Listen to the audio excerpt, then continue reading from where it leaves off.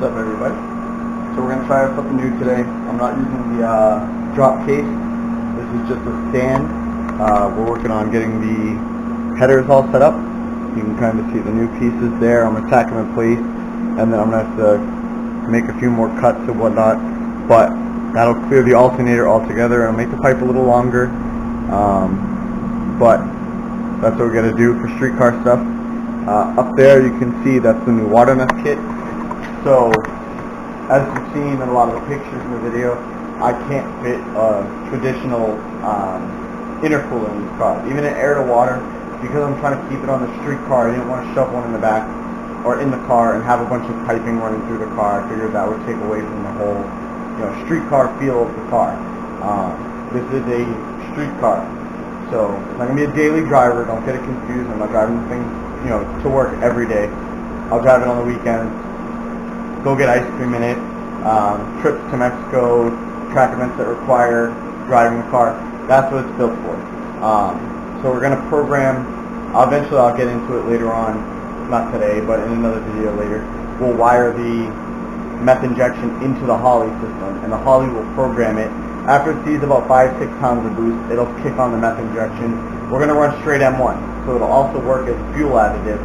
So the fuel table will be a little funky to get figured out once the meth kicks on, because it's going to enrich in it quite a bit in order to cool that charge down. But that will allow us to run the pretty much straight pipe from the lovely big turbo directly into the intake without any piping in between. So I got to figure out where I'm going to put the piping. It is a 2-jet kit system, so I do have the option of I do have the ability to put 2 jets in there. So I'm just deciding if I'm going to put that in the piping, or if I'm going to put it after the throttle body in the actual intake, in the low profile intake section. So right now I'm just going to go tack some stuff, and then I don't know how to time lapse stuff, so it'll probably be cut up and I'll just kind of blend it together in the video. But yeah, hopefully this sounds a lot better too. That's a huge thing I'm trying to test out by using this other case. So hopefully you guys enjoy my crappy show.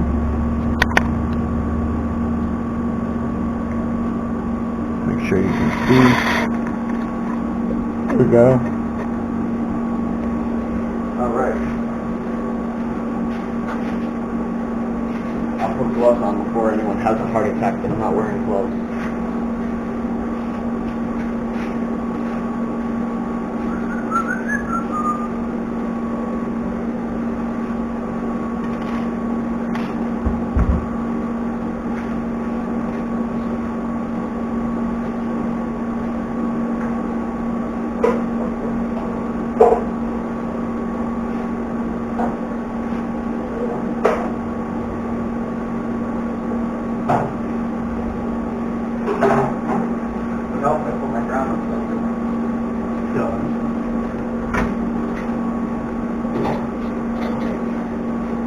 On the turbo plan, so it's directly connected, so we should be good.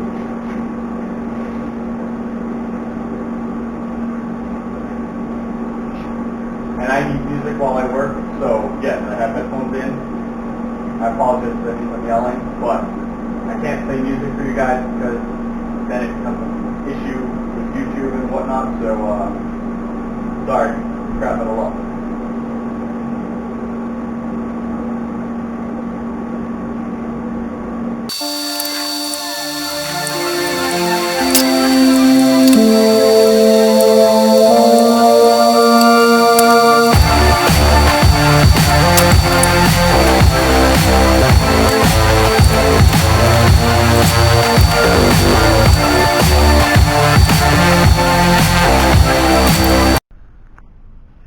Alright, so as you can see, we have officially cleared the alternator.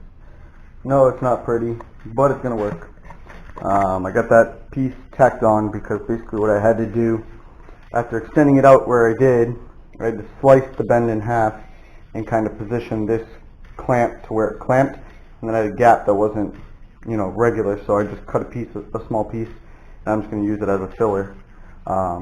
This is just pretty much tacked on the car.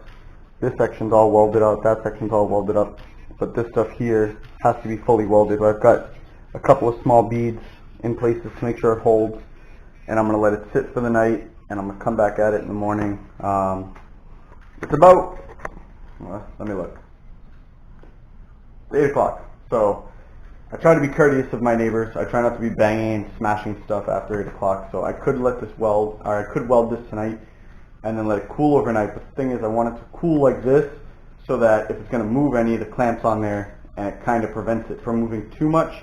And then what I'll have to do is do some of the welds, put it back, reclamp it, do some of the welds, put it back, reclamp it. So it'll probably take me most of tomorrow to get that back on in its permanent fixture, but will allow me to have the alternator there. So what I'm going to do is, while it's doing its cycling and cooling down naturally on the car, I'm going to get the alternator wired up, the extensions run, all that stuff.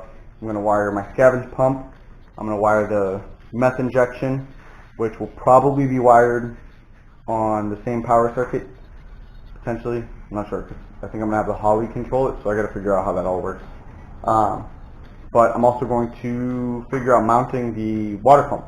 That is also going to happen.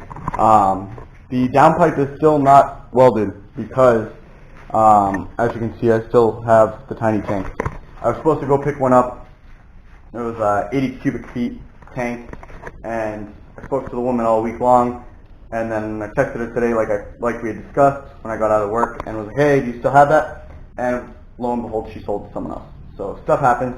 It is what it is, but the 80 pound is only going to cost me like $6 more per fill up, but it's 4 times the cubic feet of that tank there, so it means a lot less trips to the weld store that's only open Monday to Friday. So trying to not blow too much of my gas doing too much of this, but if I had tried to do the downpipe today, it probably would have blown all the gas and I wouldn't have been able to get this done.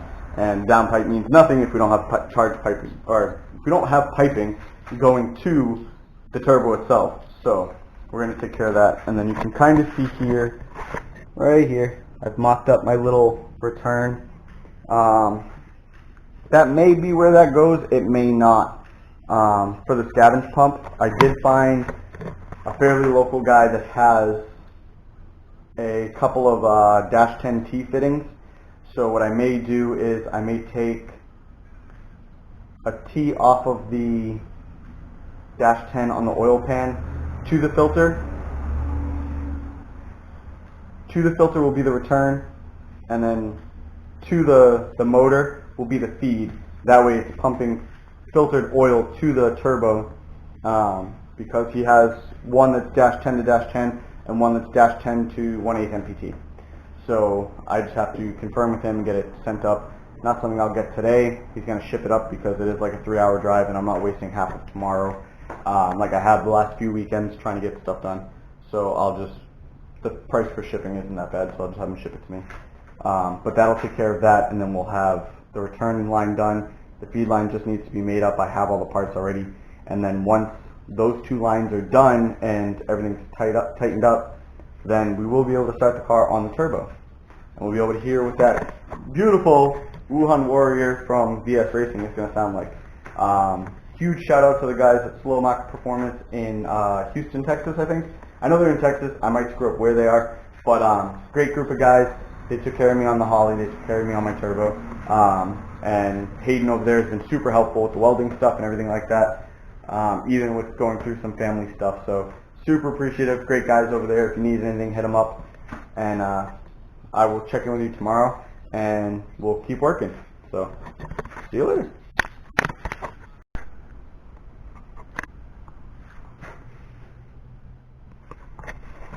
What's up, everybody? Welcome back to Lenny Works YouTube channel. So I'll start the video off, or this portion of the video off, by saying I failed. I was unable to make turbo noises for this week's video. I was really trying. I did go and pick up the so scavenge pump's fully mounted. You can kind of see my contraption of T's down in there. Hopefully you can see that. Yeah. This thing's, I gotta adjust the screen settings. It shuts off after a little while. Probably to save battery. But yeah, so that's there. So the drain system is in place. I have that line under the table there. It fits perfectly from the turbo to the scavenge pump under the pulley. I just have to take one bolt out of the oil pan so I can bolt in a dash 10 clip to hold it out of the way so it doesn't rub on anything it's not supposed to. But that is mounted, it is wired, it is functioned. I tested it, and when I went to test it, I actually found out that the my ignition switch had taken a crap, so it switched out to a little bit nicer ignition switch. No, it doesn't LED, because I don't care. It is what it is. But we got a lot of this manifold here welded. You can see this is my lovely patch for where I had to splice it and just kind of muscle it where it needed to go. But overall, you can see the difference between my lovely MIG welds and these TIG welds. Getting better, you know, getting a little bit of color where I should and stuff. But I'm out of gas again because I'm still on that stupid little tank, which, like I said in an earlier clip, I was trying to get a new one, an 80 pound for this week, but unfortunately it didn't work out, so I don't have the 80 pound one. I'm still on 20 pounds, or 20 cubic feet, sorry, not pounds. But I'll refill it tomorrow after work, and I'll be able to finish that up. It's just that brake section for that gap, and then it can go back on, everything gets clamped into place. I have to locate, so what I'm going to do for the feed line is the oil pressure sensor is right in there. I had a broken one somewhere. I can't find right this second, or most of today. I wasn't able to locate. And what I'm going to do is drill and tap that for 1/8 MPT, and I'm going to run my feed line out of there.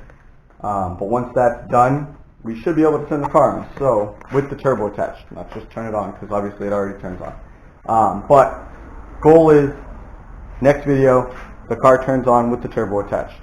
We're going to hear how badass that thing sounds with the downpipe. Now, the downpipe is not going to be fully welded because, like I said in an earlier video, that little tiny tank, I would just run out of gas. So, I don't have it. It is what it is. I'm trying to get the rest of the stuff done so that once I tackle that and my 2 or 3 trips or whatever it's going to take for me to get that all welded up to fill that tank, I can just do that in a couple of days and that'll be done. But everything else is in place. Working on positioning the meth injection stuff. You can kind of see that's roughly where that reservoir is probably going to go. It's about a gallon. It's going to be straight M1. I'm not going to bother playing games. People will tell you, oh, you can use washer fluid. Yeah, I'm not going to try and find negative 20-degree washer fluid in Florida because it's just not a realistic thing to try and find. It's much easier for me to just go buy a can of M1.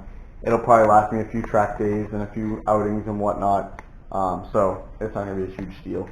If I got to spend $55 or whatever it is for every couple of weeks or once a month or whatever, it's not that bad for what I'm doing with the car. And again, it's a little bit of fuel supplement. So even though I'm on 2200s and on E85, I have plenty of room. But if God forbid we do need more, the M1 should be able to do that. So alternator is officially wired. It's all plumbed. There's a resistor in here, so that's actually wired. I'll pick up a belt this week as well. That's also part of my plan. I need to pick up another V-band because the other one I had that was a good one seems to have gone missing, and I have a bunch of bad ones that I really should just throw away. So I got to pick up another V-band so I can clamp everything in place, and then the oil lines on the turbo are all tightened down and sealed up and everything like that, so we shouldn't have any leaks there. So next video, we should have a turbo startup.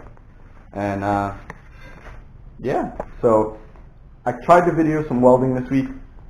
I'm going to try and input that in here. I'm not sure how well it did. Again, we're trying it without the case on this time, see if we get a better sound quality out of it. I know that there was a very muffled sound the last time I used this, so hopefully I can fix that by not using that specific case and just use the stand that I have now. Because it came with everything in the kit. It's just a matter of switching it from one to the other. So, yeah, I think that's it for this week. I'm calling it a day. I need to shower and then cook dinner. So, and I'm hoping to get this up. I aim to have this up in time so that my adorable children at home can watch it before bed. So, I'm going to get in and get working on that. So, as always, comment, like, share, subscribe, and get up and get after it.